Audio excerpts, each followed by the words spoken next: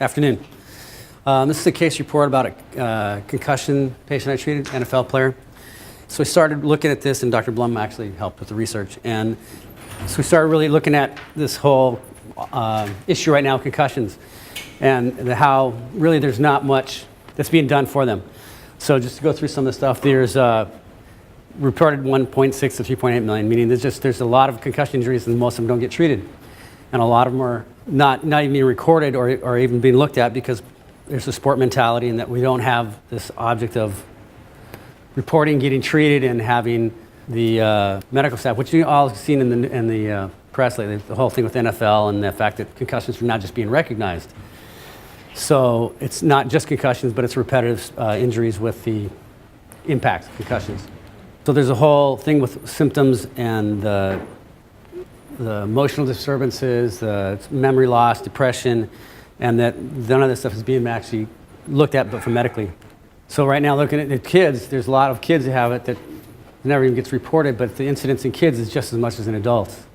And the fact is that there's not medical staff with these kids, especially these 8 to 12-year-olds, and the rates are just as high as the adults. So now we get on to the case history. He's a 56-year-old male, retired football player, and he came in my office because he has some of the symptoms. He has memory loss, he has some of the fatigue, he has sleeping issues. The big thing was his sleeping issues. So when he came in, he really didn't have any idea what I was going to do for him. He was referred by another patient, so he was basically exploring the idea without any expectations. So when he took his history, he's had the classic breakdown from playing football at C5-6, disc loss, he had some forward head posture, he had all the classic symptoms you'd find in an ex-football player. So he'd been treated with a sleep apnea compliance, which was, when I started treating, was broke, but it did help his sleep apnea. And he did sleep better with it. It didn't fix it, but it was improved. So the clenching and grinding was the issue that it never resolved. So the clenching and grinding means that the sympathetic tension, the leftover trauma from the concussions were not being fixed or corrected. And so when I started treating him, the whole profile goes as standard stuff, standard SOT, category 2. He had cervical compaction. He had a lot of the signs and symptoms of downward, backward growth patterns, meaning that he'd had some collapse in the forward head posture. And the treatment was really to break that pattern, to reduce the forward head posture, to see if I could open up his airway, to bring the jaw forward, and not with dental intervention, just strictly by being treated chiropractically and doing the TMJ work. And it included a lot of muscle work. And so if you look at the list, the whole idea is that all these muscles are involved. The whole idea is the tension of these muscles pull the face down and back and collapse the airway. And the whole thing, which I'll cover again tomorrow, is really based on the position of the bones in the face. The zygomas, the maxilla, palatines, and the vomer, the ethmoid, have to do with this collapse or breakdown. The breakdown is really a part of a growth and development pattern, but in a football player, it's the breakdown as he's getting older. So it's getting more chronic, and the sleep patterns are getting more routine. And after about 3 or 4 visits, he started noticing that he was sleeping better. So literally, the pattern of sleep disturbance without the appliance in, before he got the appliance back in because the appliance was broken, he started sleeping again. The thing that bothered him the most was the insomnia and the fatigue. And he'd already destroyed his teeth, so he's waiting to do dental reconstruction because the grinding is so bad. And one of the things that he told me is that this is common in the ex-NFL players. They all break their teeth. They all clench, grind pathologically for the rest of their lives. And it's part of the breakdown process. And nobody talks about it because they talk about the depression, the suicide, all the stuff that we've seen in the press. And so the fact that I could break that pattern without the appliance in was very significant. Because the idea is he's now back in an appliance, and so we're trying to treat using the appliance and seeing what more we can do here. So the idea was that we haven't done enough work post yet to see if we can make more consistency, but the relationship between the treatment and the symptoms was immediate. And so he's still coming in, and we're trying to figure out what to do with his teeth and how to set his bite, because his dentist is not part of my group, but he knows there's a relationship, and we got to see if we can get the next part of this relationship done.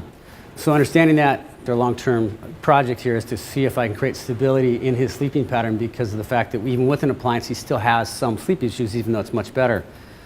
And that it's more than likely going to be treatment than it is the appliance, because I think it's the downregulation of the sympathetic tone or the tension pattern he runs, because it's a leftover behavior pattern. Because one of the things he said is when you have an impact, when you play football, every time you bang heads, what do? He said you bite down, you clench, and they all say it, they all clench, and that becomes a pathological behavior pattern that they have not, nobody's treating. And he says that, Doc, we have no one that does anything for us. We talk about it, they have assessments, but nobody changes anything. So the idea is that this wasn't a possibility or a potential therapy that we're going to continue on with him and see if what we can get long term.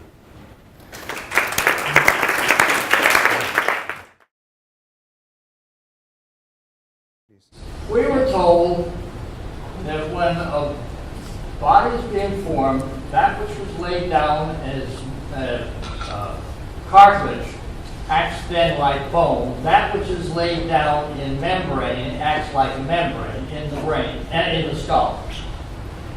Was it ever ascertained in these injuries that this athlete sustained, were they the part of the skull that acted like a bone or acted like a membrane?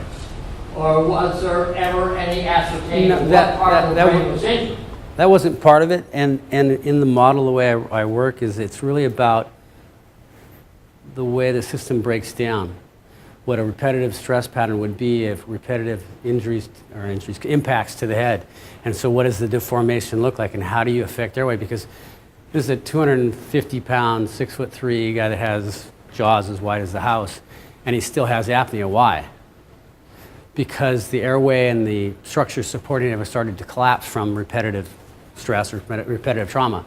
So is it membrane or bone? It's not even a question I even looked at, because the fact was that there was a breakdown in airway, and he did need a sleep apnea compliance because his apnea was he had obstructive sleep apnea, and that it wasn't, I don't believe there was any real trauma. I mean, you could take an MRI on him, he didn't have any real observable breakdown of anything structurally. It was all functionally lost, because you're looking at him, you should not be a sleep apnea patient. He does not have the profile, something that you retruded jaw, closed airspace. He had a very wide jaw, nostrils, everything was open, but he still had apnea. The question is why? Why do they have apnea? Why do football players get apnea? What's real common in football players to have apnea? They also hit their heads 1,000 times or more a year for however many years they play football. Well, it would be a very interesting factor to know whether the injuries were contra-crew in nature, or were they actually due to direct trauma and injury of the brain at the point of impact? I don't think it's actually, I'm not working on the premise that it was actually a direct impact of the brain. It's actually deformation of the skull. Hey, Richard, what kind of splint was he using? Was it an upper or lower? Was it an apnea splint? No, it was just an apneic splint at night. Night apneic splint. Apnea? It was an apneic splint, nighttime splint. Which kind? I don't remember. In fact, I never saw it because it was broken. He never brought it in for me to even look at it. He didn't know what the name of it was, so I never saw the thing. He just got it back just recently. I haven't seen it yet.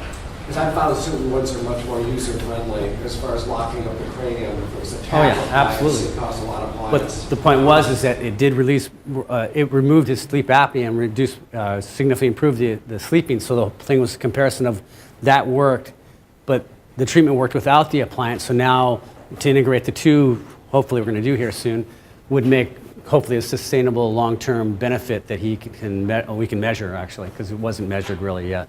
Right. I'm also wondering, what was his occlusal pattern? Was he a class 2? Was he? Yeah, he was class 2, and when he destroyed his teeth. He literally had half his teeth were cracked and had root canals, and he'd lost 50% of his height of teeth. I mean, the classic pro football retired has destroyed their teeth. None of them have normal teeth. They've just ground them down terribly.